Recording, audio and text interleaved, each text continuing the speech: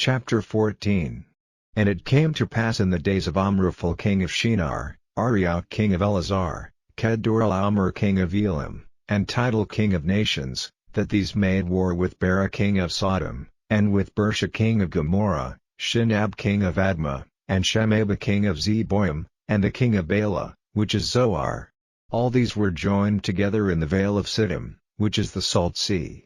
12 years they served Kedorlaomer, and in the 13th year they rebelled. And in the 14th year came Kedorlaomer, and the kings that were with him, and smote the Rephaims in Ashtaroth Karnaim, and the Zuzims in Ham, and the Amims in Shaveh Kiriathaim, and the Horites in their Mount Seir, unto El Paran, which is by the wilderness.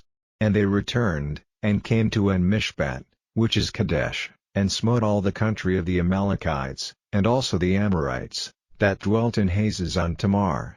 And there went out the king of Sodom, and the king of Gomorrah, and the king of Admah, and the king of Zeboim, and the king of Bela, the same as Zoar, and they joined battle with them in the vale of Siddim, with Kedorlaomer the king of Elam, and with Tidal king of nations, and Amraphel king of Shinar, and Arioch king of Elazar, 4 kings with 5. And the vale of Siddim was full of slime pits, and the kings of Sodom and Gomorrah fled, and fell there, and they that remained fled to the mountain. And they took all the goods of Sodom and Gomorrah, and all their victuals, and went their way. And they took Lot, Abram's brother's son, who dwelt in Sodom, and his goods, and departed.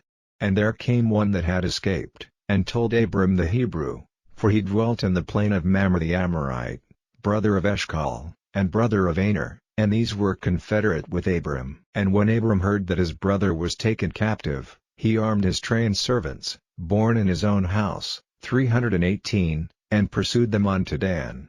And he divided himself against them, he and his servants, by night, and smote them, and pursued them unto Hobah, which is on the left hand of Damascus.